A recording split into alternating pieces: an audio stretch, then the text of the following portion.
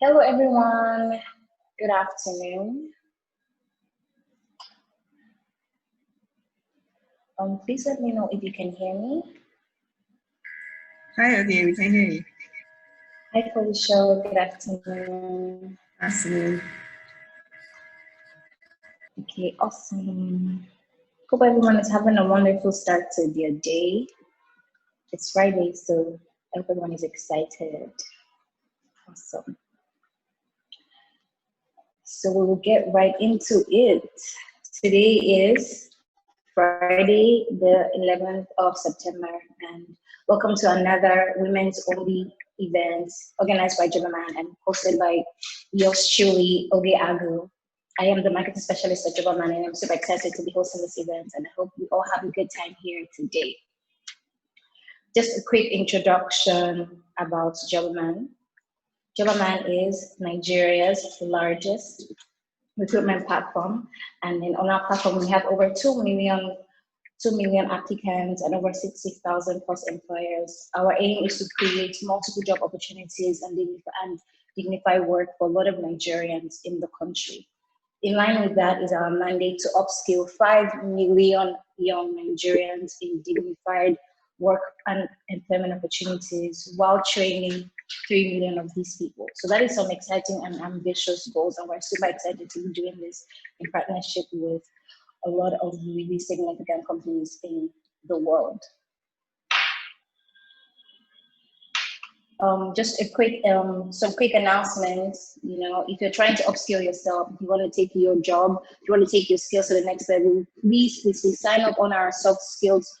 Sign up for our soft skills training. It's as easy as just going on www.jobaman.com/soft skills, and then you take your skills to the next level, upskill yourself for that next position that you're looking to attain. Get yourself available for that next promotion. Get yourself that job of your dream. So again, the URL is www.jobaman.com/soft skills. Thank you. So we'll get right into today's event. I'm just going to do a quick introduction about our panelists, 2 very amazing women, and I'm so grateful to be on this panel with them and hosting this event. First is Foluso Agbaje, and the next is Elizabeth Osho. Hi, Foluso. Please introduce yourself. We want to hear about you from you. Thank you. Hi, thanks again. So hi, everyone. I'm Foluso Agbaje, and I'm the head of HR at Jobaman Nigeria. Prior to coming to Jobaman, I have experience in consulting and HR. And I guess on the personal front, I'm a married mother of 2. So I'm very excited to be here today and looking forward to hearing from Liz, our other panelists, and also hearing your questions and just interacting with you on the session today. Exciting. The other lady on our panel today is Elizabeth Osho. Hi, Liz. Are you here?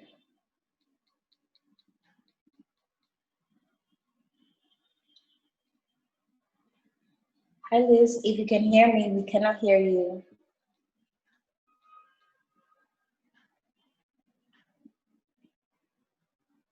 Can you hear me now? Yes, we can. Hi, Liz. Hi. Please do a little introduction. We would like to meet you. Awesome. Can you see me? I don't think that we can. I would love you guys to see me because I got myself all prepared. Yeah, your video is your video, we can't see you. Can you check your camera, please? There you go.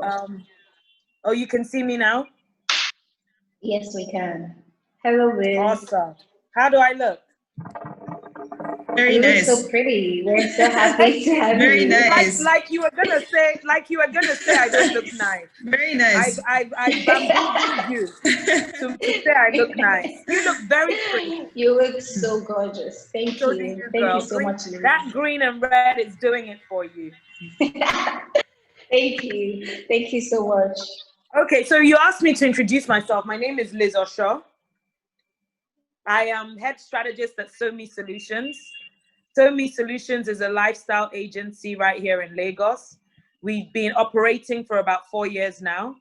So we are a communications and lifestyle agency. We look after a number of clients, including South African tourism, Film House Cinemas, Film One Productions and Distribution, Sterling Bank, MasterCard Foundation, Sweet Kiwi Nigeria, Unilever, and many more.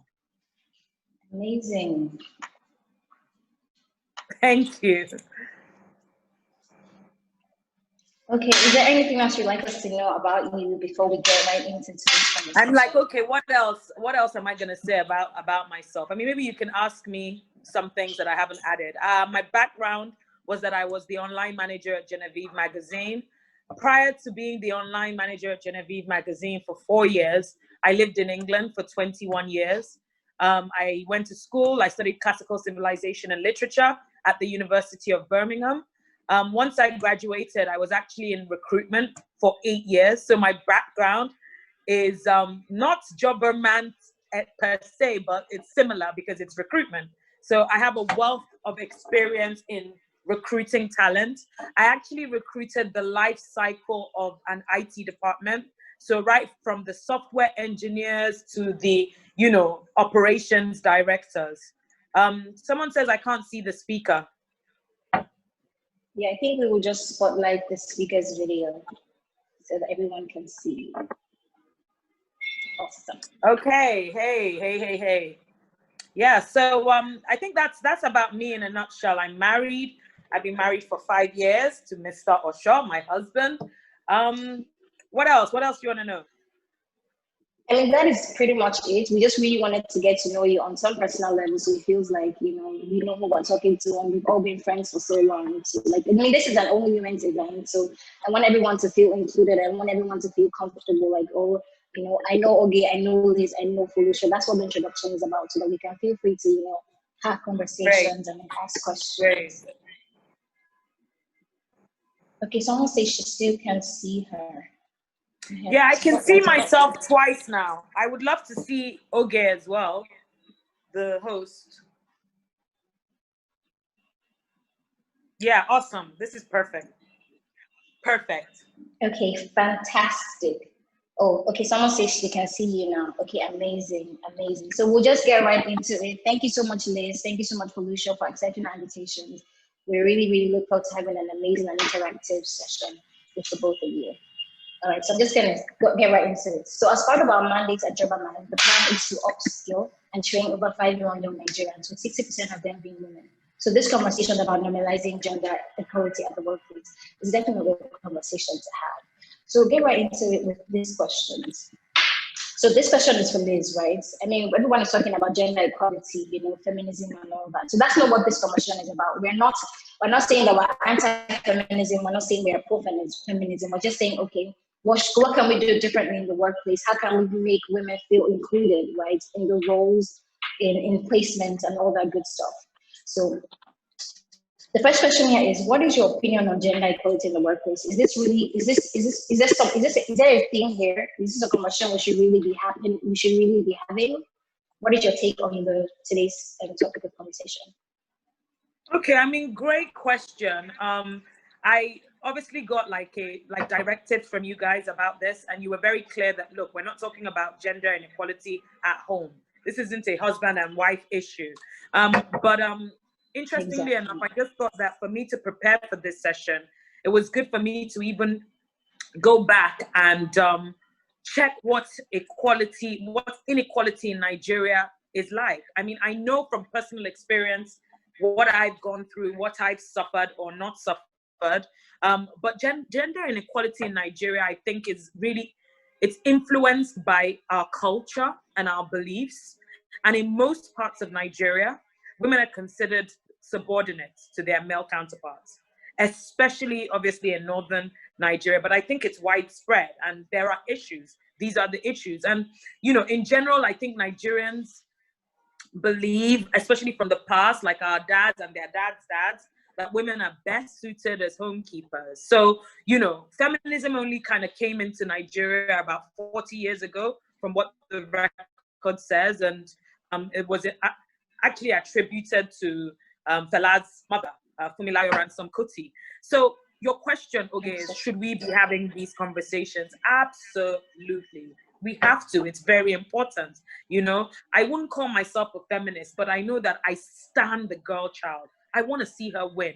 And in order for her to win, she must be given the same opportunities as her male counterparts, both at home and outside home, all through her life. So yes, these are very important conversations for us to be having. And I have to shout out to Jobberman for actually putting this on the table for us to discuss. Awesome, awesome. I mean, I totally agree. This is happening. Conversations around this have started. Yes, you know, it took a while for people to actually start understanding that, you know, women also have a voice. Women need to be heard. Women need to also be praised. Women need to be promoted in the workplace as well. So thank you so much, Liz, for that brief introduction. My next question would be for Foluso. Gender equality is an ongoing conversation and appears to be one of the major concerns of a lot of female professionals around the world. But yet it faces a lot of backlash. What do you think is the reason why people, you know, both men and women alike, choose not to engage with these issues, right? Or work towards creating a solution? So I think a lot of it is part of what Liz said, which is there's a lot of ignorance and there's also a lot of apathy as well. So on one hand, a lot of people feel like traditionally, this is where women should be. They should be at the home. They shouldn't be in the workplace. So many men in Nigeria will tell you, growing up, my mom was in the kitchen. Why are you here? Or your place is in the kitchen. Or what are you doing? Come on, you go to the kitchen and cook. That kind of thing. And then on the other hand, there's the apathy. So people know it exists, but they're just not interested in finding out about it, or they're not interested in doing anything about it, especially in the men's cases where they don't feel like they're being affected by it, or there's a business case for gender equality. So I think really that's to answer your question, that's why we're seeing that a lot of people either saying the wrong thing or losing out on gender equality. Okay, I mean, that's very understandable, especially for the women, right? A lot of women tend to shy away from having this kind of conversations because they don't want to be labeled feminist, or they don't want to be labeled, oh, you know, they're stepping out of line. Again, out of line being the original and the archaic mindset that we all had, were forced to grow up with. So that is so true. Okay, so the next question I'm going to throw to both you and Liz, and then I want to hear your opinion on it, right? So can you describe some of the ways that agents of socialization, I know we already mentioned this, you know, family, religion, economic system. Can you describe some of the ways that this, you know, socialization agents contribute to a lot of the traditional gender norms that we're facing right now? So I mean, Felicia, you can start. Okay, sure. So I think a huge part of this is also education. I think growing up, lots of girls are told they can't do certain subjects, or it's the boy subject. So I remember in secondary school how you would go into a technical drawing class and there would only be guys there, and you'd immediately feel weird. Why am I in this class? Or you think, okay, I'm a girl, so I must do food and nutrition. For WAEC, I'm not going to do anything else. And we see that a lot with STEM subjects. So for the benefits of everyone on the call, STEM is science, technology, engineering, and maths, where girls don't feel like they should be doing STEM subjects. And because of that, they're immediately excluded from taking up certain job opportunities later on. So I think our education and the way we are predisposed towards thinking some subjects are for girls and some subjects are for boys really help to perpetuate those stereotypes and make people eventually help to cause discrimination and exclusion in the workplace.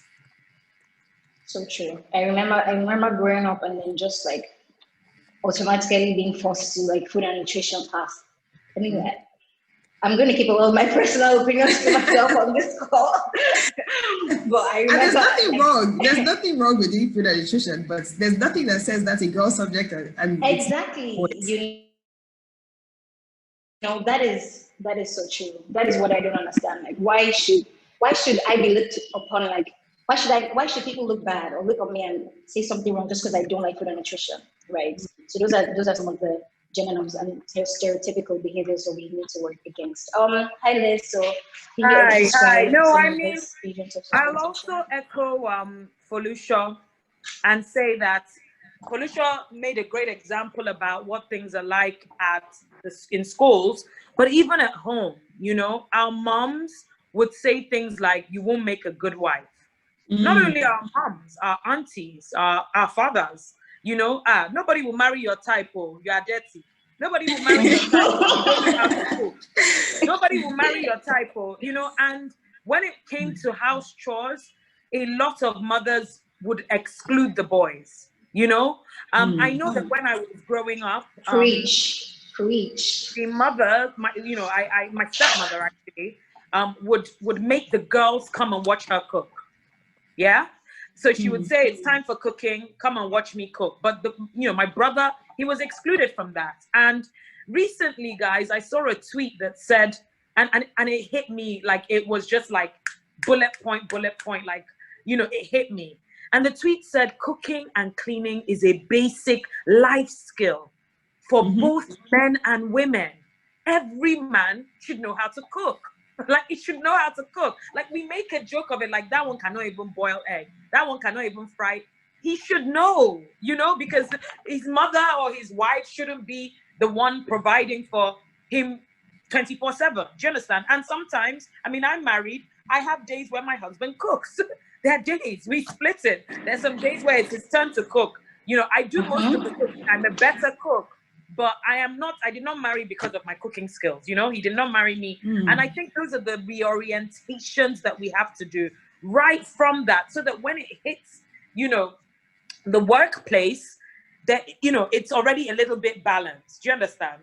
It's already a little bit balanced because it's from home and that's why you guys, I was going to say from the first question, you find that even all through society, not just in the workplace, from your gatesman, from your driver, they will say things when they want to switch to the woman that, I get your type for homo. I get your type for homo. That kind never of understand that phrase. I never It's a understand reorientation that needs to happen in society. Like, period. Yeah. So true. Like, preach, Liz, preach. Thank you. I mean, I want to make sure that we don't dwell, so we can get through a lot of the things that we want to say, because again, this is a conversation that is, right at the center of my heart. And I'm so happy that we're having this conversation here. So we're just going to move on to the next question.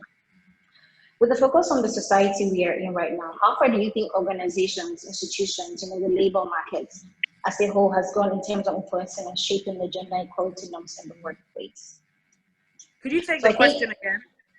Okay, I'm just going to go right again. Essentially, with the focus on, the society we're in right now, Nigeria as a whole, how far do you think organizations, businesses, institutions, the labor market in general, how far do you think that they have gone with, helping shape and change the direction of conversations around gender equality in Nigeria? Do you think they're doing enough? Do you think they're doing anything about it? Okay, I mean, from the research that I've done, apparently, according to the World Bank, only 50% of Nigerian women participate in the labor workforce compared to 60% of men. So there's already, we're in the minority. And what, I see is that rather than enabling women to contribute to the economy, Nigeria still has several laws, and those are laws on their books, and the laws are books that make it harder for women to work than men, I'm not going to go into the details. We can all, Google is our friend, we can all do research. But in answer to your question, okay, there's still a long way that we've got to go in, right from kids, guys. It's not about when we get to the workplace. It's about before we get to the workplace. It's what we're teaching our little boys and our little girls, yeah? And I think that we just need to teach the message and encourage equality, right? So it's equality in all aspects. Obviously, we don't have the same anatomy. Obviously, we don't have the same strength. Obviously, a man is more, and a little boy is more predisposed to liking football, and maybe a girl wants to play indoors with her dolls. So I'm not saying let's get to the Americas and the UK, the way things are. However, let's look at how we're bringing up our children. Let's also create laws. There needs to be laws, because guys, obviously, in England and in America, equality came with laws. It's not by mouth, They were doing things and they would say in the law, it would be constituted, you know. And when you look at even when, you know, Fumilayo Ransom Kuti started things, she was part of the WIDF, which is the Women's International Democratic Federation. And it helped more women to gain government positions. You know, she accomplished a lot for women in Nigeria. But then she died in 1978. How are we, all of us, we're all responsible for the change. You know, change is in you. What are we doing? What are the groups? How are we kind of changing society? You know, I know that there's like some known, you know, platforms like the FNWS, which is the Federation of Nigerian Women's Society. There's the Kudirat Initiative for Democracy. And we have Female in Nigeria. You guys know Finn now. But isn't it interesting that Finn was set up by a woman that is not in Nigeria? She's in Canada. Oh, wow. Amalola, she lives in Canada. Oh, wow. I thought she was in Nigeria. She's a Nigerian. She's a Nigerian, but she doesn't live in Nigeria. So wow, I had no idea. She doesn't live in Nigeria. She got really famous from this thing. Obviously, Facebook invited her when they hit 1 million. You guys would have heard all these news. But, you know, we need like movements and gender awareness that are coming from Nigeria, you know? And I love what we're doing. I love that there's so many women groups, from AGS Tribe to Her Network, to there's so many women. She Leads Africa. Yeah. However, can there be more? Absolutely. And let me drop the mic here before I go on.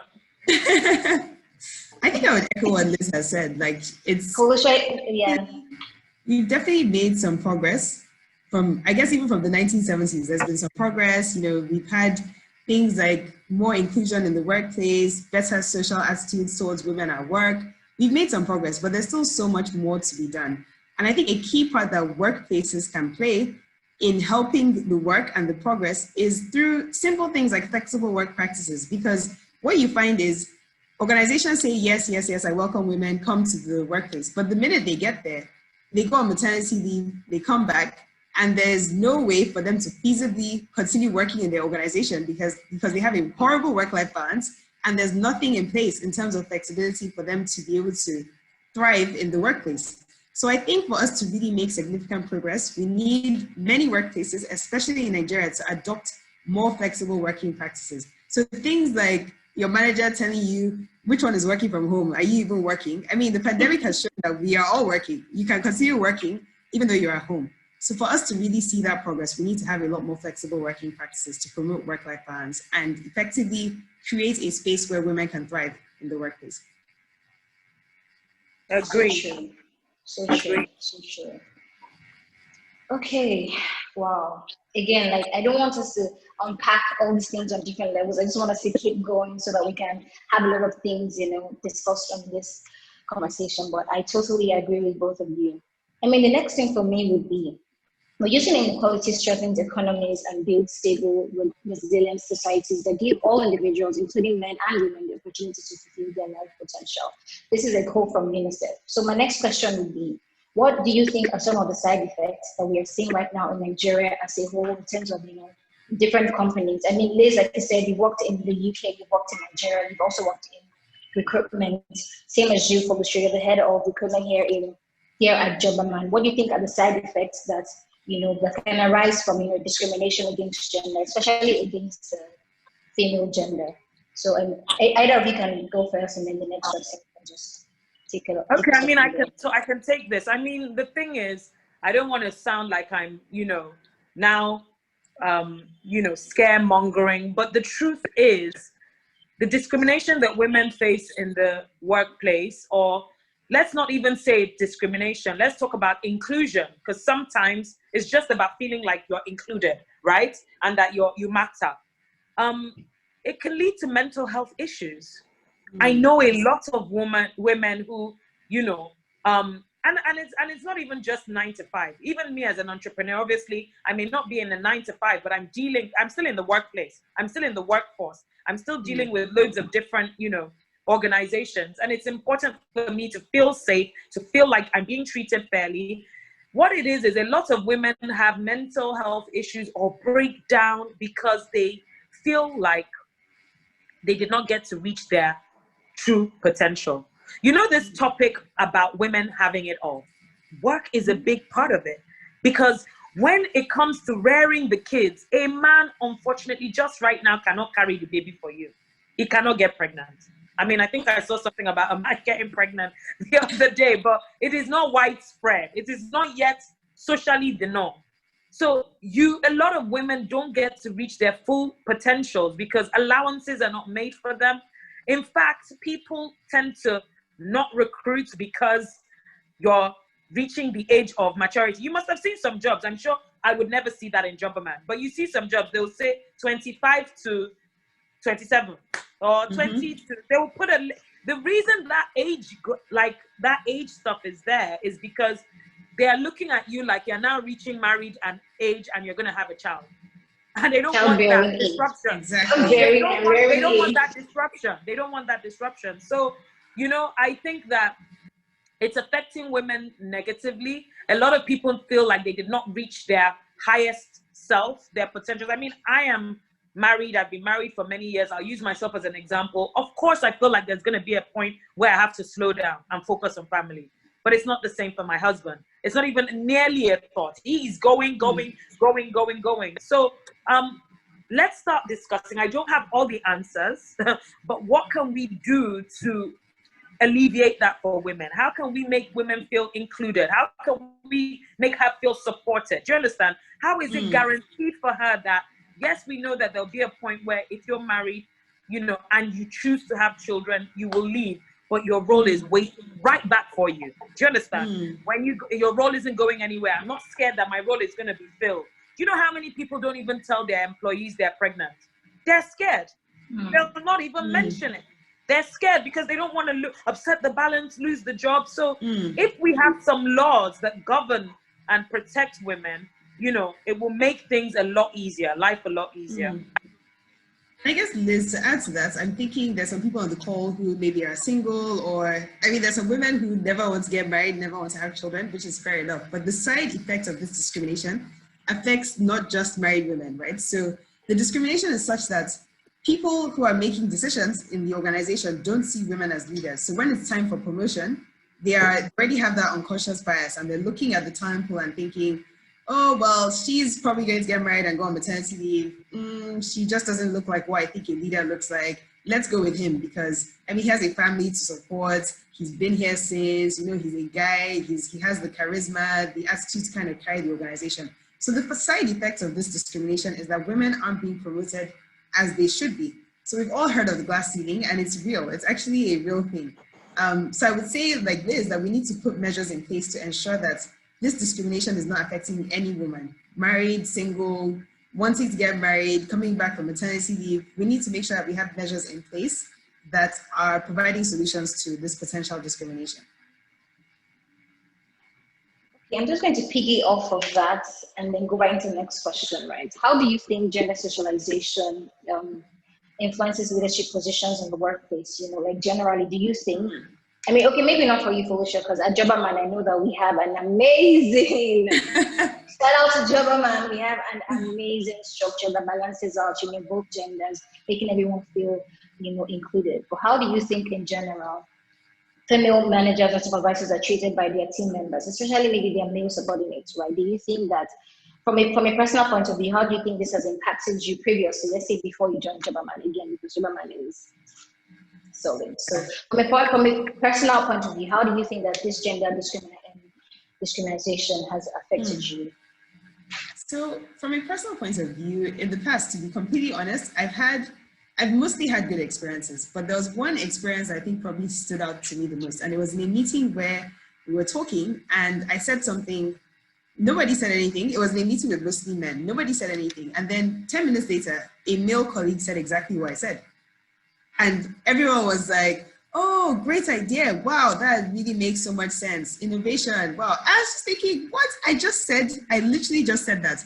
So I remember leaving the meeting and talking to my mentor at the time and saying, can you imagine this just happened? I said, this is actually something that happens to a lot of women in meetings where maybe there are other men in the room, because there's that unconscious bias where maybe your message is just not being heard and a man piggybacks off the idea and takes it as his own. So her recommendation was that to stop that next time, you should actually say something. And this is not to be aggressive. You should say something like, Oh, colleague X, thank you so much for your thoughts on that. That really reiterates what I said earlier on in the meeting. To add to that, I would also say that this is how I feel. Thank you for supporting my earlier comments. So I think, yes, that's an example of a personal experience I've had, but we need to be thinking about solutions to counter these experiences. Well, that is. Thank you. Thank you for sharing that. Liz, we lost you for a second. I don't know if you heard my question. Or would you like me to go by it again? I think your mic is, you're mute. Can you unmute yourself, please? Okay, can you hear me now? There we go. Yes, awesome. So what was the question? I missed the question because. Okay, yes. So it is essentially from your own point of view, from a personal point of view, like with a personal example. Can you tell us how you think this gender discrimination has affected you from, from like a managerial point of view? Okay, I mean, the truth about it, if I'm honest with you guys, is that oftentimes when I first started SoMe, guys, I had to look for a partner that was male. And don't crucify me, hear me out. But literally, I realized that there were some doors that for me to be taken seriously, I needed, my partner, like my business partner, to be male. I mean, okay, you remember when I was working with Yomi now? Part of that reason was because he was male and he was just taken a lot more seriously in some. I'm not saying all around though, but there were some rooms that when we go in, he would be taken seriously. Guys, let me give you a really short story. When I first moved to Nigeria, my background was in recruitment, but I was also a TV presenter, right? And I actually moved to Nigeria not to start SoMe or join Genevieve, but to be a TV presenter. How did I not end up being a TV presenter? Gender inequality. I realized that for the TV presenting that I needed to do, there were some favors that these men were expecting. It's just the truth. Wow. I realized that very quickly. Within a few months, I realized that it wasn't going to work straight-laced. Oh, you are good. You speak well. I can see you, in front of the TV or in front of the cameras. No. It doesn't work like that for women. And how did I end up working for Mrs. Irabo? I took the job, guys, because, obviously I enjoyed my work there and I ended up staying for 4 years. But part of the reason, if I'm really honest here, is because she was female and she wasn't going to be asking any favors of me. I was guaranteed that it was just going to be work. I was going to go to work and nobody is harassing me. Nobody's saying, what are you doing later? I'm not going to mention any names. I've had someone say to me, we'll help you. You can become a TV presenter. Just go to Oriental Hotel, room 357. Wait for me. Wow. Oh. I'm not sure if I'm allowed to go into all these details, but guys, this is real. This is real. Real talk. There's real talk. It's real talk. And I quickly realized, even as an entrepreneur, even that's after 4 years at Genevieve, I got my own company, that there's still something that a man kind of has over me, which is that he'll be taken more seriously. Nobody will say he got to his career because he got through high up the ranks because, somebody knew him or he's sleeping with someone there or whatever. Do you understand what I mean? But with a woman, even Genevieve, and even at SoMe Solutions, shout outs to us, we're up for an award. You always have people thinking, is it because of something else? I know that it's in the back of people's heads. That, okay, she maybe she's pretty or maybe she's something, or I wonder if, but then obviously, to the women there, I don't want you to be discouraged because your work will eventually speak for you. You understand? And, I cannot speak with everybody to go come on.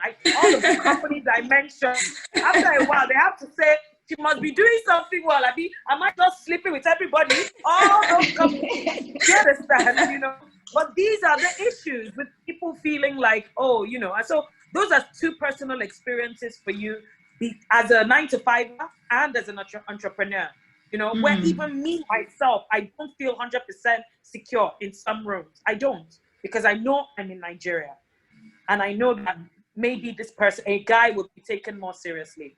So we need to reorientate. I need to reorientate myself, you know. And as we know better, we do better as a society.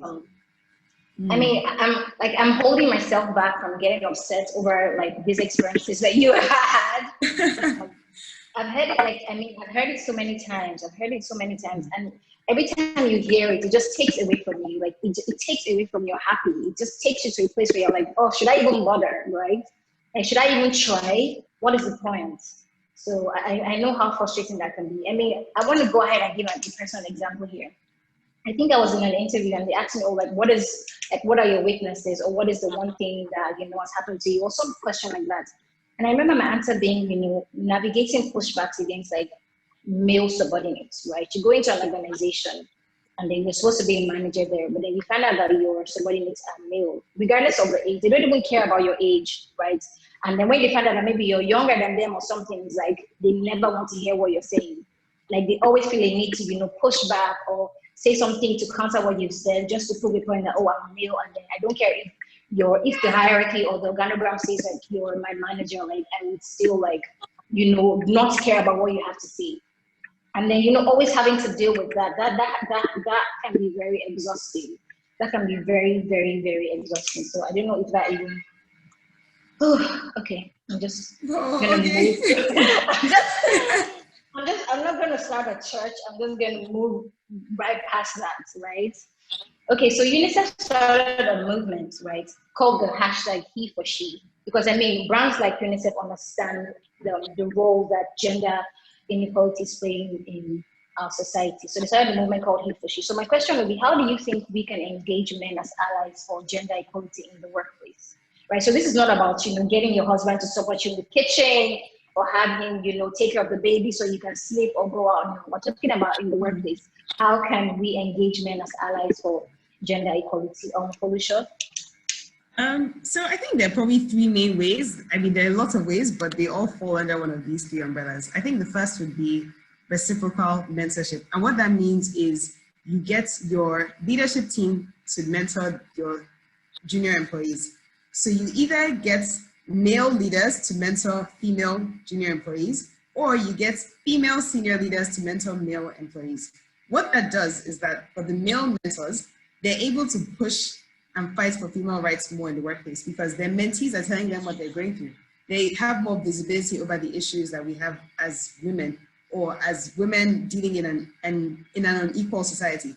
And then if you look at the other hand, if you have female mentors mentoring male employees, it speaks to what Liz was talking about with the reorientation.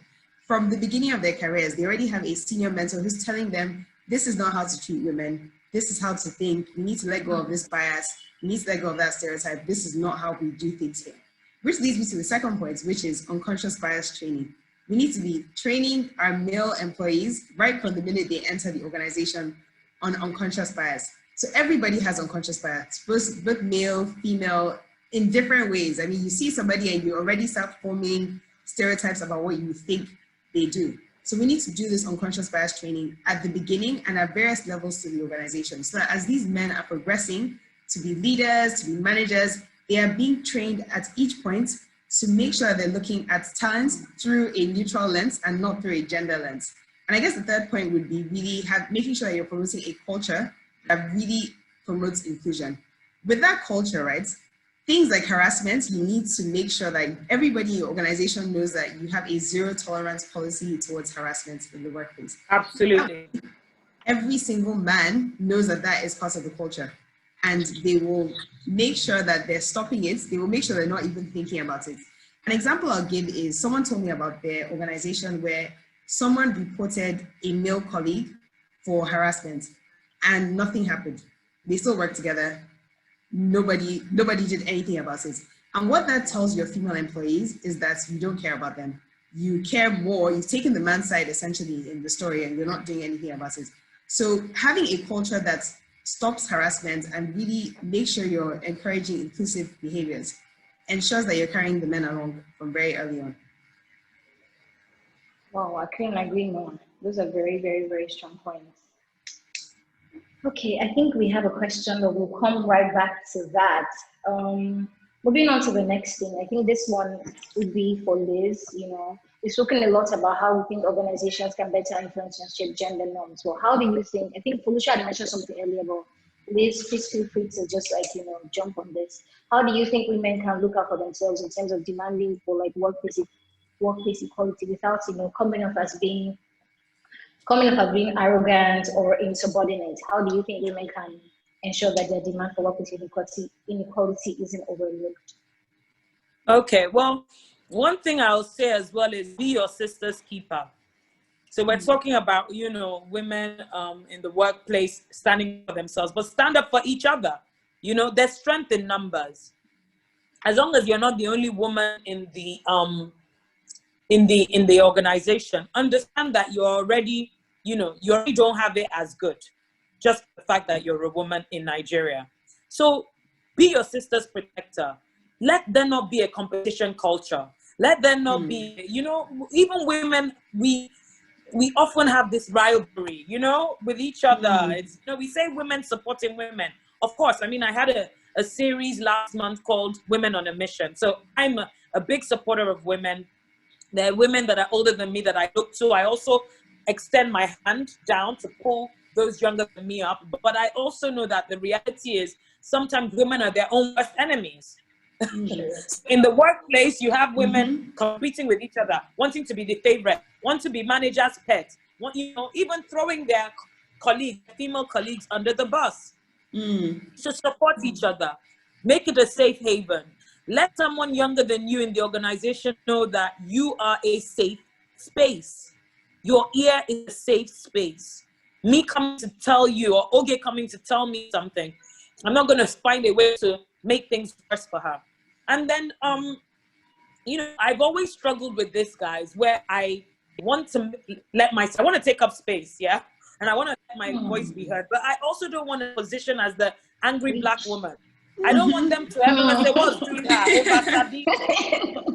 That thing is also real. It's real. True, it's real where you come across as you are over fighting, or you are over aggressive, so finding the balance. However, do not tolerate BS. It is what it is. You have some guiding principles. For me, over the years, I've learned certain things that I just don't do. So guys, I know obviously you cannot be rude to your boss, but you teach people how to treat you, ultimately. Yep. So without being rude, without being, unapproachable, without being aggressive, you have to set the tone from the very beginning of how it is, how you are going to be accosted, what is okay, what is not okay, even in terms of if anyone is being over flirtatious, you get what I mean? How you set boundaries. Set boundaries are very important, and having guidelines as to how you want to be treated. People will treat you ultimately how you allow them to be treated. And guys, the truth is, it's not by force. Yeah, I know that, we all want to be employed, but definitely don't accept just anything just because you want to be employed, The God that we serve will never allow you to be hungry. Don't worry. Hallelujah. Amen to that. So don't accept just anything because I have to keep my job. So let me, they said I should stay late till 10. I'm following them to the bar. If you're not comfortable, be honest and outright about it. But I think ultimately what I'm trying to say here is, yes, stand up for yourself, have some guiding principles, be disciplined, set the tone of how you want people to treat you, but then also be your sister's keeper. And also, men, be your sister's keeper because she's your sister as well. In the workplace, be your sister's keepers and be supportive. Listen, try not to have preconceived notions because all of us are guilty of that. She's thinking that, or maybe, or then she will come and say that. No, just be open. Be open because oftentimes things are not always as it seems, So that's it, That's it. Okay, I mean, we can just, before we unpack, Foluso, let's just get right into it. From an organization's point of view, so you being like a HR lead, how do you think the organizations can better influence and shape gender norms? I guess there are a number of ways that we can do this. The first one is with recruitment. So start from the beginning when you're getting people in to the organization. Really reassess the requirements for the job. So for a lot of senior management positions, you see the job description saying 15 years of experience, need an energetic driver. I mean, think about the words you're using in your job description. Are they words that will immediately put a woman off or make them read it? I mean, you're both, Liz and okay, you're both in marketing, so you know the power of psychology with reading. Are they words that are welcoming and inclusive to everybody in the workplace? Is a woman going to read this and think I can do the job? So if it's a senior role, think to yourself, do we really need 15 years of experience? Can we do 10 years? Can we do different types of experience? So we're not excluding anybody who, let's say they had to leave the organization for 2 years because they were on maternity leave and only have 10 years of experience that a similar colleague who's male and never had to leave the organization has. That way you're including everybody from the get-go with recruitment. The second way is with work-life balance. So I know I mentioned this earlier, but a lot of companies say that they promote work-life balance, but they really don't. So organizations need to ensure that they have strategies in place. We mentioned flexible working. We mentioned not working long hours and making sure that that culture of having a great work-life balance is actually in place so that they are retaining and attracting the right women to their workforce. Another point would be, I guess, around making sure that everybody is just aware that this is your culture, right? So that it's an inclusive culture. This is what we need to do to ensure that we're growing the right talent. And training your managers. This cannot be said enough times. So managers need to look at their talents through a gender neutral lens. Think about the competencies the person is bringing to the table, not their gender, not whether this person is going to be running off to have maternity leave or getting married. And something else I would add is we never really think about this, but actually offering your male staff paternity leave shows them that you care a lot about gender equality. So let them have paternity leave because they're supporting their wife who can then probably go back to work. It's not just about your organization. We're thinking about women and gender equality everywhere. So even something as small as offering paternity leave shows that you are really, really thinking about how to make your workplace inclusive for women. I love that. Really good the point. vicious cycle. Yes, it's a vicious cycle. So if you let men go on paternity leave, then they can support their women and all of that. So it just like goes around and round and round. Okay, awesome. I mean, one thing that you said that really stuck out for me was the, gender neutral lens. I feel like we should print this out and like put it in front of everybody, make billboards and be like, everybody, gender neutral lens. Like, let us look at individuals, not by their gender, just by what they actually bring to the table. Amazing, amazing. So I mean, this next part of the conversation is just like real talk, Again, we've spoken about work-life balance, we've spoken about, subconscious discrimination and all that good stuff. But like, I just want, so a final, or maybe your final word on this topic, on the conversation, on the struggles a lot of women are facing right now in their workplace. A lot of women can't speak up, a lot of women can't say anything. So Liz, what are your final thoughts on this? Like, like real talk, real talk. What are your final words on this conversation? Okay. Again, thank you to Jobberman for providing this platform, for allowing us to discuss. These sorts of conversations should be had. You understand? I will add, guys, that remember my whole thing with this entire panel session was that it starts much younger, right? I've noticed that women have a lot of platforms and men don't. Where do the men gather, guys? Meaning that, how we have AGS Tribe, we have Dang, Diary of a Niger Girl, we have her network, we have the Women International, we have Genevieve, we have TW Magazine. What do the men have? We have Wimbiz. We will soon have women on the set it up for them. Who do they talk to if they're feeling a way about a woman and they don't know how they're feeling in terms of gender inequality that we're talking about? Where do they have these healthy conversations? I'm not talking about Joro. I'm not talking about Joro that is saying whatever he's saying. Do you understand what I'm saying? Guys? Yeah. They don't have bodies. They don't have.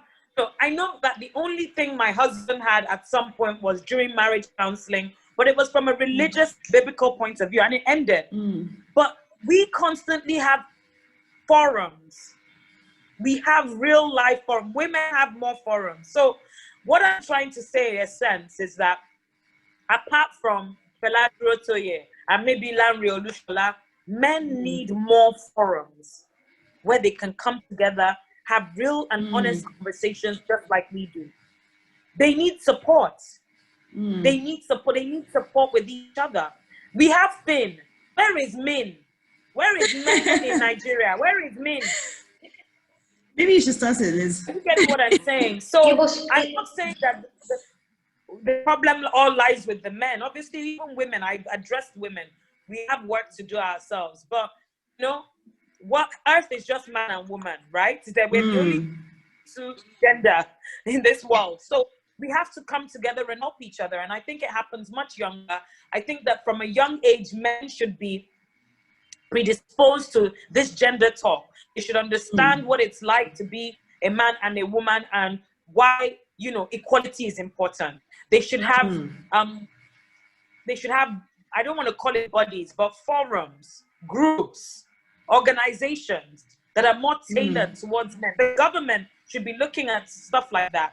From the village, right, from the urban, rural areas, all the way to the city. We should be hearing it on radio. There should be a whole campaign on this thing. There should be an entire campaign saying on radio. You know, I'm in PR, so I know that the power of radio. Let them show them, let them do skits about why it is important to be fair to your wife, why it is important to be fair to your, when you have when you want to address something. You guys remember when they wanted to address HIV? We don't hear what. Yeah, it was on billboards everywhere. HIV, AIDS not a show for face. Do you remember that? AIDS not a show for face campaign. It was everywhere. So we should also have a campaign about, let's take it seriously. And when you want to enter the crux of a nation, it's not just us on Zoom. Those that don't have Zoom need to hear. Those that don't have Zoom, it's not just us on Zoom. It's right from the urban and rural areas. Let them start thinking differently. You know, just like they do when they want to let them know about contraception. You know, when they want to let them know about it's time to use contraceptives, you should, family planning. There's a whole campaign around it. Let's have campaigns around this. I think those are my final thoughts. But well done to you guys. You're doing a fantastic job. Thank you to everyone who joined. From the grassroots. Thanks, Rita. From the grassroots right up. Those are my final thoughts on this. Awesome. Thank you so much, Liz. I agree. Grassroots reorientation, And then, the women are supposed to be responsible for creating a forum for men. Shouldn't that be something that somebody among them should start thinking about? But yeah, you're totally right. I agree. Foluso, do you have any, final thoughts, real talk before we get right into answer some of the questions? So I think my final thoughts would be, as a woman, right, your competence is in your hands. If you're good at your job, there's nothing anybody can say about it. It will be clear that you are competent and you are the right person for the job. So keep working hard. Don't be put down by everything going on. Don't be discouraged. Don't feel like, oh, I'm in a man's world. What's the point of doing anything? Keep working hard and your competence will shine through. And get support. When you need the support, get the support. As Liz said, we already have so many forums for women. Keep going for networking events. Keep talking to other women, finding out ways to push through.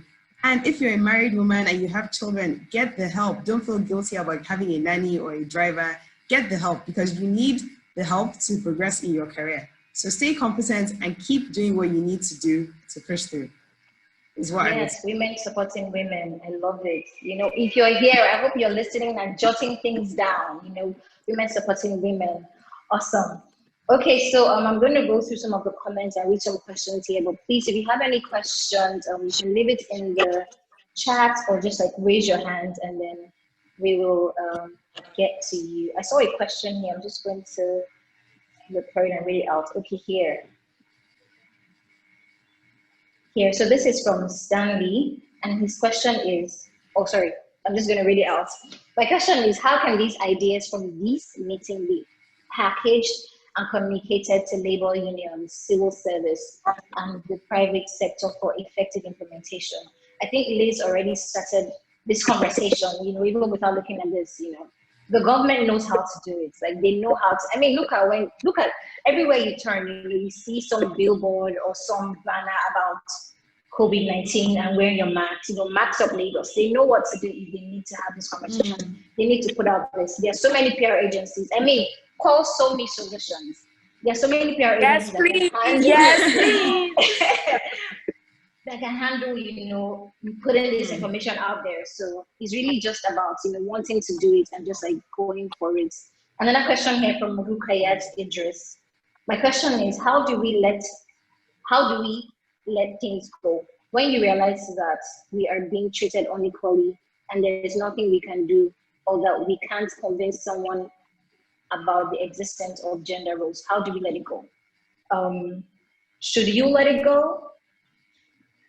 If you're being treated unfairly in the workplace, Foluso, from a HR perspective, should you let it go? Should you just sit quietly and then, take it all in? You definitely should not let it go. Please, please, please do not let it go. Speak to your HR representative, speak to your manager. If your manager is the person that's giving you the issues, then please speak to your HR manager. Only when you've spoken to everybody and nothing has been done is when you should leave. But you want to leave knowing that you tried, because somebody else is going to be in that situation, and you want to know that you did your best and you raised light on the issue before you completely give up. So please, please, please, please always speak up. Okay, awesome. Thank you so much for the show. A question here again from Cheryl Kara. My question is, what is the solution to gender inequality in the workplace? Why is it that ladies are mostly the affected parties? I feel like our entire conversation, has answered that question. Like the entire conversation that we've had today answers that. Ladies, it is agents of socialization. There's been a lot of orientation in this country that has caused this shift. That had cost. Because again, thank God we're in a new era and everybody's having these conversations and we're enlightened. So. Cheryl, I hope you were here throughout the rest of the conversation, because everybody has spoken immensely about that. Another question from Stanley. Is Stanley a guy?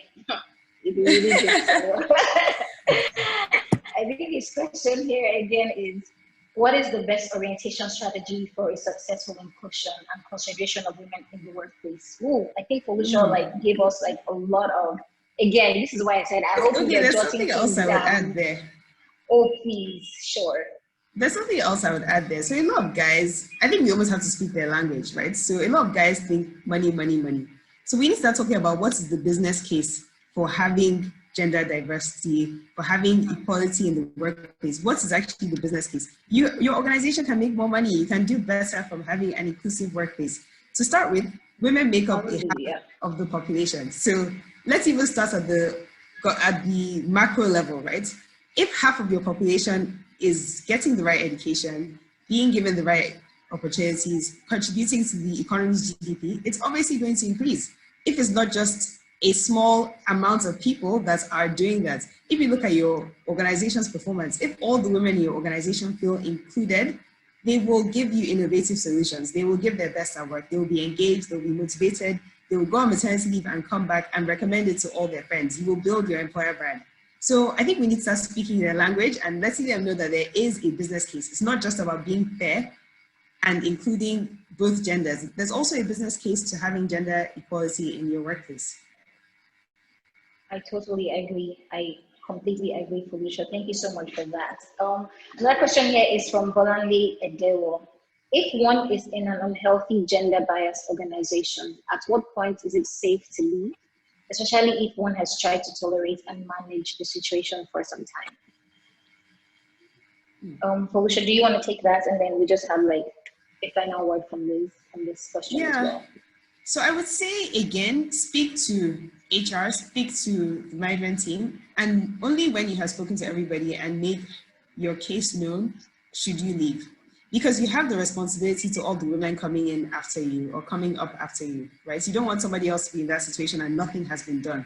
So even if things don't change from your own feedback, you've got the ball rolling and you've started the conversations around it. So please, please, please do everything you can before you leave.